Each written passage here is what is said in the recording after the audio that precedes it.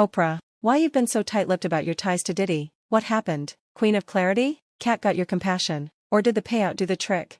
Recently, during a tense and electrifying moment in Washington, Representative Jasmine Crockett delivered what some are already calling the most shocking political and cultural expose of the year. Standing before a stunned audience, Crockett's voice didn't shake, but the floor beneath the political and entertainment elite certainly did. With a composed intensity, she connected dots few had dared to touch, linking Oprah Winfrey, one of America's most powerful cultural icons, to Sean Diddy Combs, a figure increasingly surrounded by troubling allegations. As her words cut through the air, the silence that followed was absolute. There were no gasps, no interruptions, just frozen expressions of disbelief. And in that moment, it became clear, this wasn't just a soundbite, this was a reckoning. What Crockett exposed pierced the glossy surface of celebrity power and ventured deep into the shadows where influence, silence, and control intersect. What followed wasn't just political fallout, it was cultural shock, and the nation is still reeling from the weight of her words.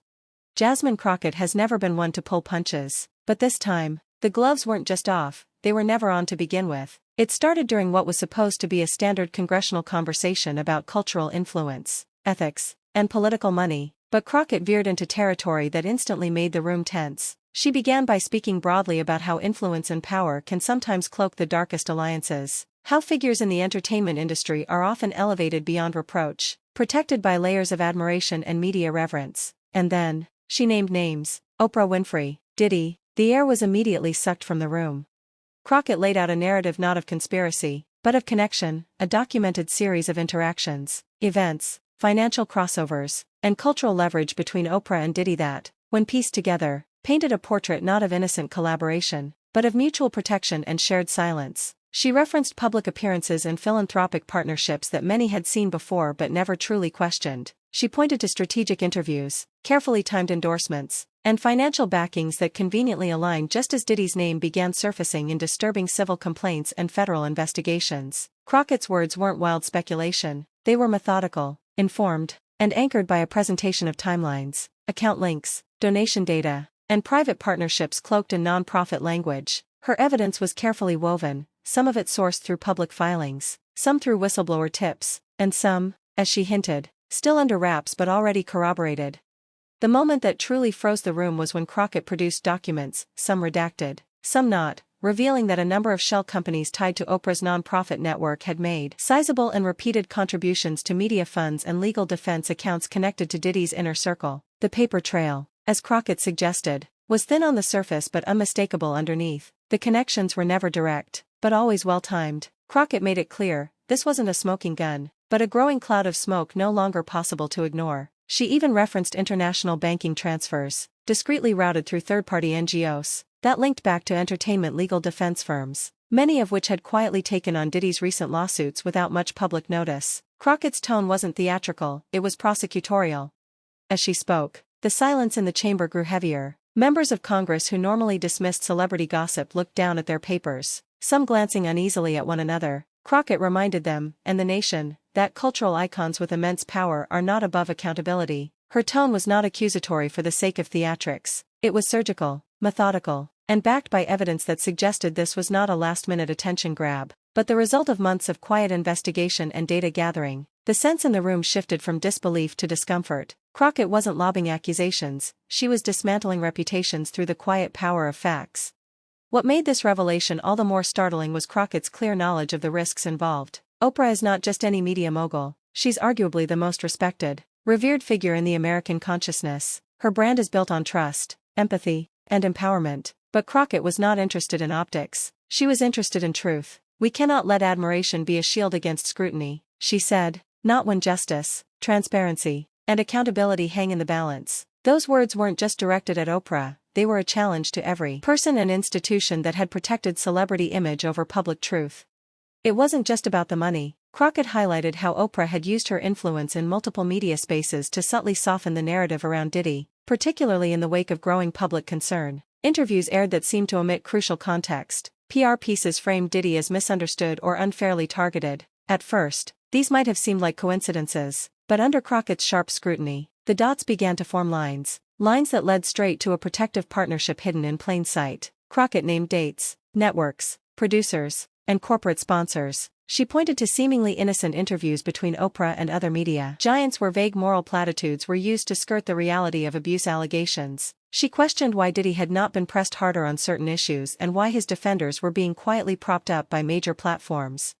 Perhaps one of the most powerful moments came when Crockett spoke directly to Oprah, though she wasn't present. Looking directly into the camera, Crockett didn't yell or mock. She simply said, "We look to you, Oprah, to speak up for those who had no voice. And yet, when the cries were coming from women, from employees, from victims, we heard silence. That silence was your answer, and now, this is mine." The impact of that sentence echoed through every outlet, every news feed, and every conversation that followed. Suddenly, America was being forced to re-examine what it means when celebrity is weaponized, not for good, but to shield the powerful from accountability. Crockett wasn't making an enemy of Oprah Winfrey. She was challenging the illusion that fame and virtue are the same thing. In the aftermath of Crockett's address, public opinion splintered. Some defended Oprah, saying the evidence was circumstantial and unconvincing. Others were shaken by the sheer audacity of the revelations. Online, hashtags began trending, debates flared, and both Oprah and Diddy's teams were left scrambling for statements. Neither responded directly to Crockett, but media outlets reported an internal review was quietly initiated by one of Oprah's media arms regarding financial disclosures. This wasn't an accusation from a tabloid, it was an allegation from a congressional floor, made by a rising political force who showed no interest in being silenced.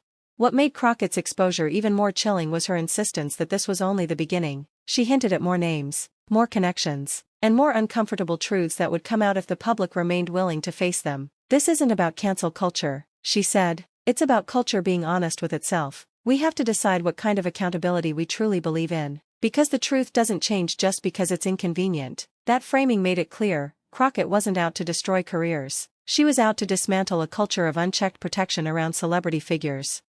Even as reporters swarmed congressional halls, hoping for follow-up comments, Crockett remained largely silent after her speech. Her office issued a brief statement reaffirming her commitment to transparency and institutional integrity. Congresswoman Crockett believes that justice is not a luxury reserved for the unknown, it must apply to the known, the beloved, and the powerful as well. Cultural commentators weighed in quickly, many applauding Crockett for her boldness. Others warned that this kind of confrontation, especially when directed at figures as deeply admired as Oprah, could backfire. But Crockett didn't seem concerned with political capital or cultural backlash. What she seemed focused on was pulling back the curtain, exposing the architecture of celebrity protection that too often conceals systemic failure, exploitation, or even abuse.